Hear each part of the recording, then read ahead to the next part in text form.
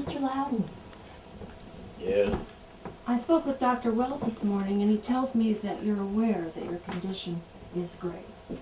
Yes, my time grows short. May I get you some tea? I would prefer my old friend whiskey over there. I suppose it's past doing you any harm.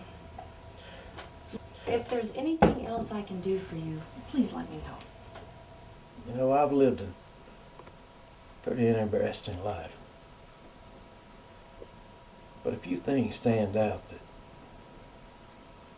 I've never told a single soul about. You remember the Riverboat Sultana? Its final voyage out of Memphis? I think nearly 2,000 souls perished. And the boilers blew up. Yes, I know of it. It happened just north of Memphis. And as I recall, there were 2,500 people on board, even though it was designed for just 350. Yankee greed, Mrs. Wilder. Ship's owner being paid by the head. Well, most of them were Yankee soldiers on their way home after being released from Dixie's finest prison camps. Yes, Mr. Loudon, where they received poor food and no medical attention. And there were women and children on board. They either drowned or burned to death. The report suggested that the boilers that were repaired in Vicksburg were somehow poorly done, or even that the excessive number of passengers on board caused the demise. In fact,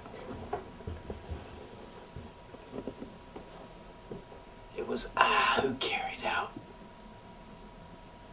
the final voyage of the Sultana. You are a saboteur.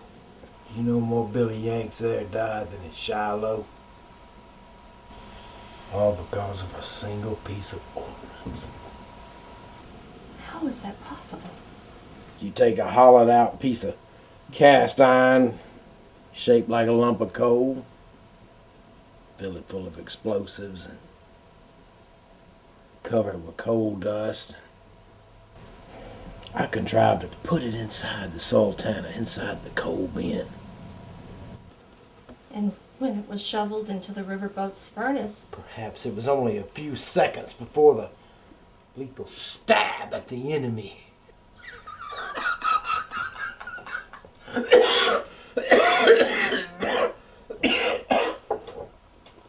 Mr. Loudon, may I get you another whiskey?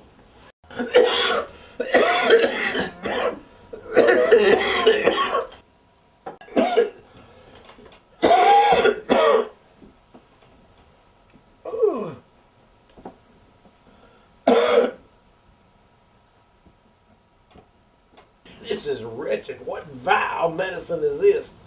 A concoction that contains aconite that I've just christened the Daughter's Revenge.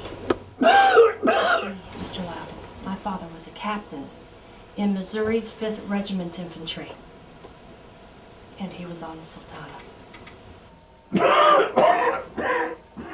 I can't speed your death up, sir, but I can make your last hours to perdition excruciating. As my father would say, it's fitting a coward dies a coward's death.